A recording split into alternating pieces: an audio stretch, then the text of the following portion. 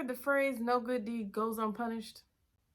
Well, that's especially true when it comes to spreading the gospel. But before I get into that, if you're watching this on YouTube, go ahead and hit that like button and remember to share and comment below. All right, so a few weeks back, I'm reading my Bible and I'm in Romans chapter 9, right? And Paul is talking about how he wishes he could be cut off for his kinsmen who are the Israelites. And then he goes into this whole explanation of everyone who is born of Israel is not Israel, and that it's the children of the promise who are Abraham's seed. And as I'm reading it, it's like a light bulb is going off. Anywho, so I was inspired to make that video that I posted a few weeks ago talking about, am I a Hebrew Israelite? So I thought to myself, self, that's a great idea. And then I thought to myself, self, that's not such a great idea. It was at that moment that I immediately went into prayer. Dear God, make me a bird so I can fly far. Spoiler alert, God didn't make me a bird, nor did I fly far, far away. So I'm like, the best thing I can possibly do in this situation is to be silent. Be still. Be silent. Be still. Be silent. That would have been much easier, but no, I was in total conflict with myself. Girl, you know you gotta make this video, right? Nah, fam, I'm good. But what about Romans 9? Let all the real smart apologists handle it. They don't need me.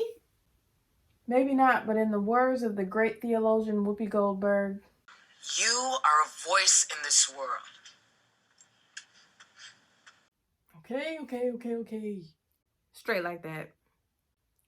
But anywho, the reason I didn't want to do it was because I knew that a lot of people wouldn't agree with me and they wouldn't like what I had to say.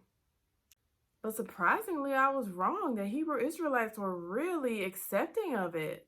Not even kidding, like 5 of them emailed me and said, I'm leaving the movement today. How can I be saved? Totally kidding. Nobody said that. So I'm reading through the comments and there's a lot going on there. There were the milder comments where people told me that I needed to go back and research because I really am a Hebrew Israelite. And then on the other extreme, there was a lot of name calling. Things that I don't care to repeat here. Moral of the story is they probably will not be starting a Miss Titus 2 fan club anytime soon. That being said, the video must have struck some kind of chord because there was actually a reaction video that came out about it.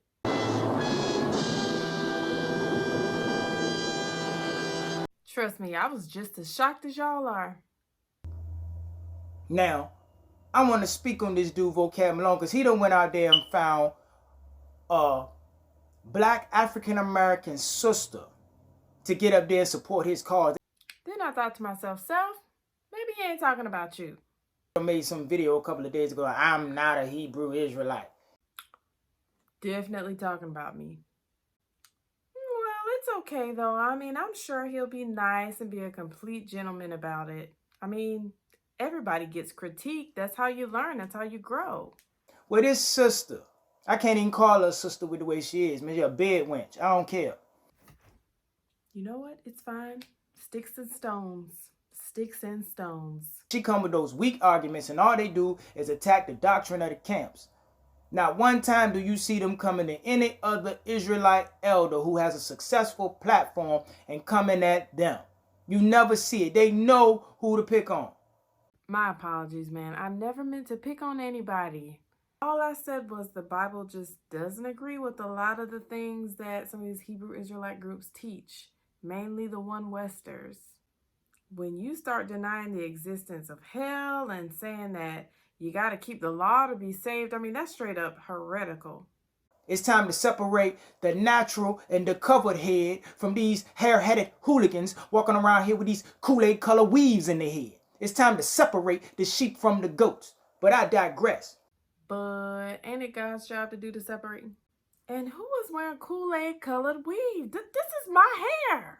But this woman want to get up there and give all this reasoning attacking the camps and want to expose people to the fact that some of the brothers within this movement and some of the camps and some of the ministries, you know what I mean, practice polygamy and all this stuff, knowing that it's going to turn off the sisters. I didn't realize that I was exposing the whole polygyny thing. I thought that was common knowledge. I mean, isn't that something that Hebrew Israelites are very vocal about? But yes, I do think the women should be aware of that. Now, was polygamy practiced in the Old Testament? Yes, it was. But did God ever instruct anyone to practice polygamy? No, he didn't. Not only that, but there's no examples of a positive relationship that came out of a man having more than one wife. I mean, look at Jacob, Rachel, and Leah. That was a hot mess express. And when you think about it, Jacob didn't even want to marry Leah in the first place. He was tricked into it. Rachel was the one he wanted from the start. Anyhow, he ended up with both wives. But because he loved Rachel, he ended up favoring her kids over the rest of his kids, which caused strife. Then Leah's kids sold Rachel's son into slavery. It was bad. Even with Abraham, Sarah, and Hagar, Abraham did not want to be with Hagar. He wanted to be with Sarah. That was his wife, right?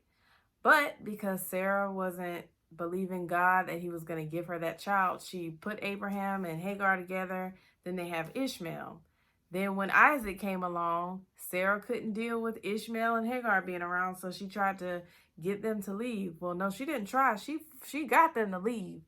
And then that put Abraham in a compromising situation. So, bad idea. And think about all the consequences that can come along with being in a polygamous relationship. I mean, they teach you in sex ed, the safest sexual relationship to have is a monogamous one. Being intimate with more than one person at a time can open the door for STDs and other kind of problems. Like, why would you even want to put yourself in that situation?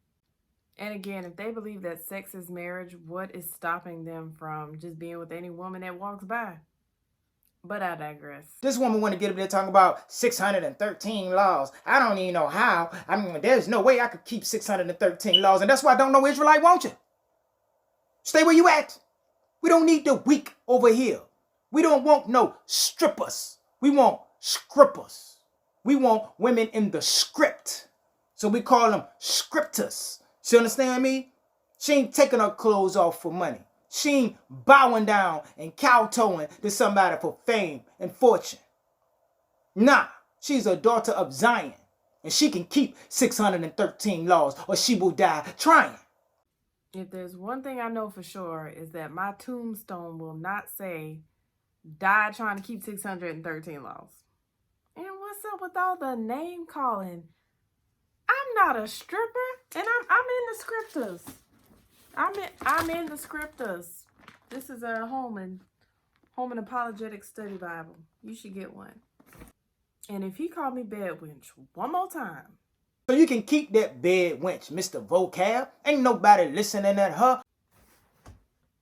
What are you gonna do? I mean, not even Alicia Keys and Beyonce was safe from this conversation. And moving ourselves away from these Alicia Keyses. These Beyoncés. How we go from getting Lauryn Hill, a natural wearing, conscious speaking artist, winning 5 Grammys, to a Puerto Rican out here calling us the N-word, a ex-stripper that used to drug men for money. How we go from our icons being a Lauryn Hill winning 5 Grammys to Cardi B. And who cares if Lauryn Hill got 5 Grammys? Who you think giving out the Grammys? Is it not the Edomites? And last time I checked, Cardi B was on that 12 Tribes chart. So why are you trying to throw her away, fam? I just don't understand why he was so angry. I mean, and why keep calling me a bedwench? I mean, isn't that gossiping? That's got to be breaking one of those 613 laws. I will never understand why people fight so hard to keep the Mosaic law. I mean, the Israelites couldn't even keep it when they were in the wilderness. Why did we need a savior? Was it because we could keep the law, or was it because the law showed us that we are lawless by nature? Remember in James chapter 2, verse 10, where he said, if you keep the entire law but break just one part of it, you're guilty of breaking the entire thing. So again, to say, well, you need to try to keep all 613 laws or die trying, you will die trying. You just can't do it. The only person who could do that died on a cross, was buried, and resurrected. So if he say I don't have to keep them laws no more, then sorry to this man, I'm not doing it. Romans chapter 10:4, Christ is the end of the law for righteousness for everyone that believes.